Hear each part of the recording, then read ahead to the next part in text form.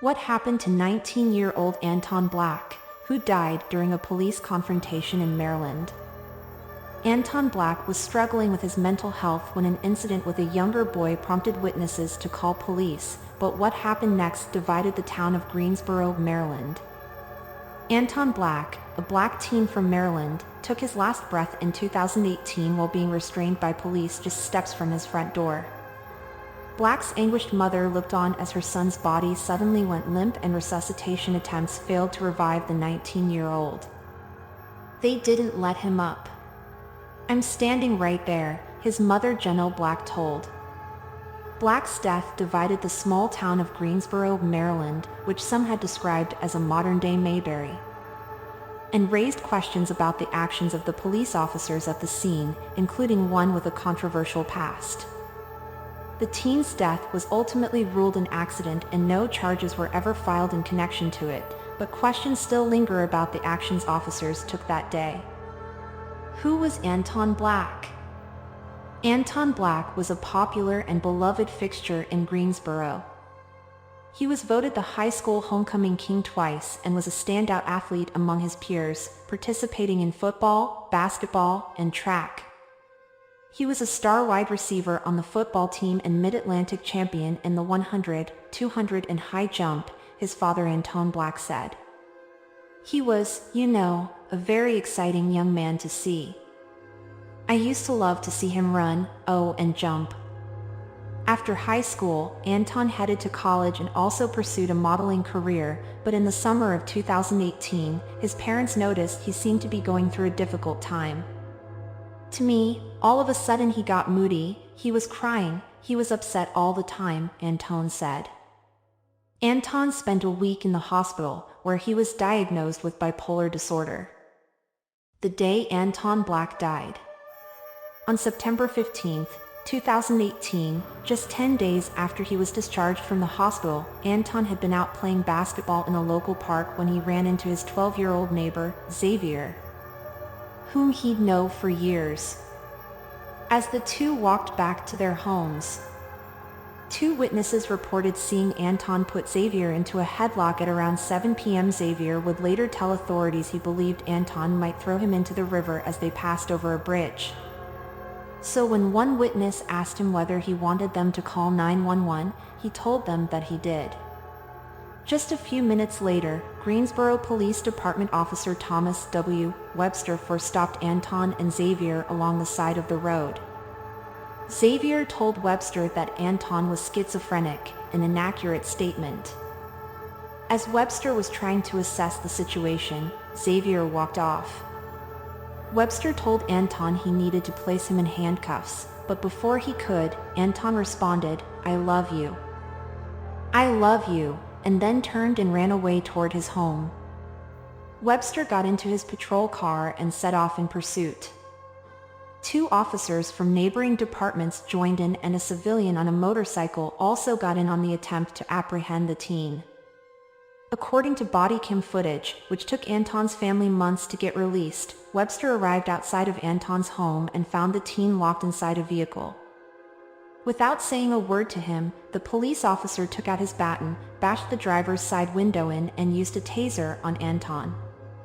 His behavior was so erratic and dangerous that we had to get him into custody, Webster would later tell state investigators, adding that he feared Anton may have been retrieving a weapon. "My end goal was to get him subdued," Webster continued. He wasn't responding to orders, to stop resisting. After Anton got out of the passenger side of the car, the confrontation moved to a wood ramp that led to Anton's front door. The officers and civilian wrestled Anton to the ground as he called out for his mother. "Thank you," he can be heard saying in the footage. "You were always there." As the officers continued to restrain Anton, who was laying on his stomach, he was put in handcuffs and leg restraints. Webster told Anton's mother, who by this point had come outside, that they believed her son needs help. The officers said they planned to take him to the hospital rather than arrest him. But as they continued to hold him down, Anton suddenly went limp and stopped breathing. Efforts to resuscitate the teen were unsuccessful and he died just steps away from his front door. Anton Black's family reacts to body cam footage of his death. After viewing the body cam footage, Anton's family was outraged. "I saw, and that's why I can't sleep to this day. I see him begging for his life. You know, he's calling mommy, he never moved. They never got off of him," Anton said. He believed the amount of force used to restrain his son was unnecessary. He didn't attack nobody. He didn't rob a bank. He didn't kill nobody. He's at his mother's doorstep. All he wanted to do was go home. He's home and you don't get off him? That's not right, Anton said, breaking down in tears. Jason Johnson, the president of the Law Enforcement Legal Defense Fund, would later defend the officer's actions, calling it a very difficult situation. "I don't see any indication of malice. I don't see any indication of indifference to Mr. Black's health or well-being, and so I think it meets the professional standard," he told Dateline, Secrets Uncovered. They seemed to recognize that this was primarily a mental health emergency. They seemed empathetic in their communication both with Mr. Black and with Mr. Black's mom. "I really felt like it was a professional response." Who is Thomas W. Webster for? What made the incident with Anton all the more troubling was that it wasn't Webster's first brush with controversy. While working as a police officer in Dover, Delaware in 2013, Webster responded to a call about a fight. He stopped one of the suspects, a black male named Lateef Dickerson, along the street and ordered him to get on his hands and knees. Just as Dickerson appeared in dashcam footage to be complying with the order, Webster kicked him, striking him in the face.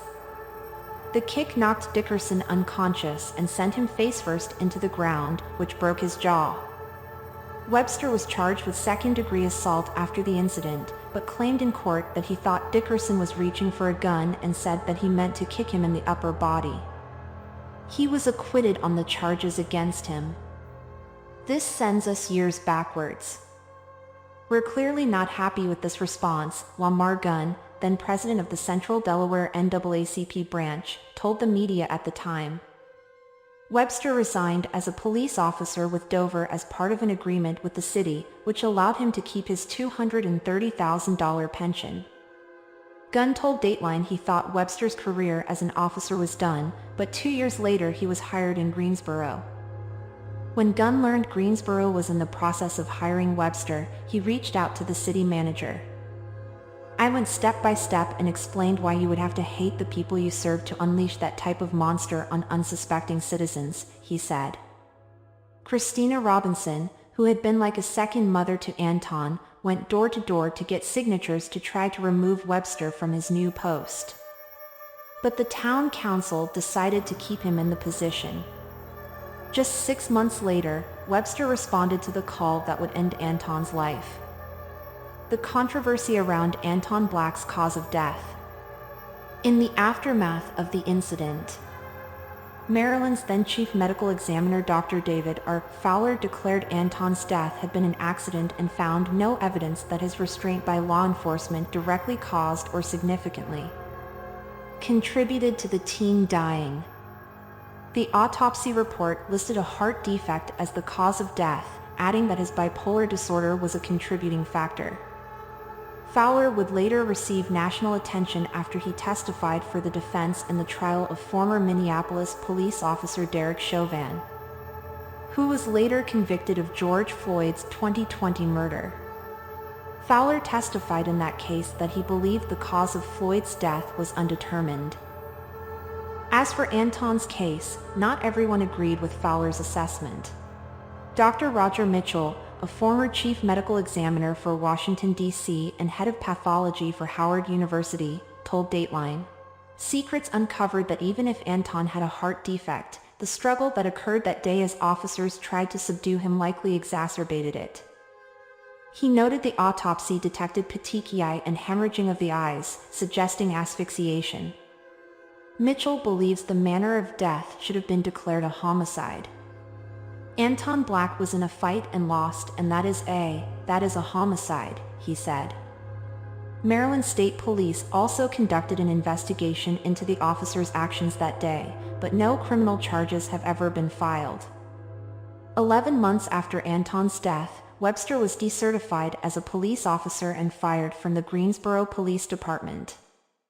Anton's family received a $5 million settlement in August of 2022 against the city of Greensboro and other officials as a result of a civil lawsuit the family filed in the wake of his death. They also later settled with the state of Maryland and Fowler for an additional $100,000, although neither party admitted any fault in the settlement. His family has been finding ways to honor his legacy. In 2021, they helped state officials pass Anton's law, which makes police misconduct records public. "I want Anton to be a symbol of what could happen to anyone's child," his sister LaToya Hawley said. "I want Anton to be remembered forever."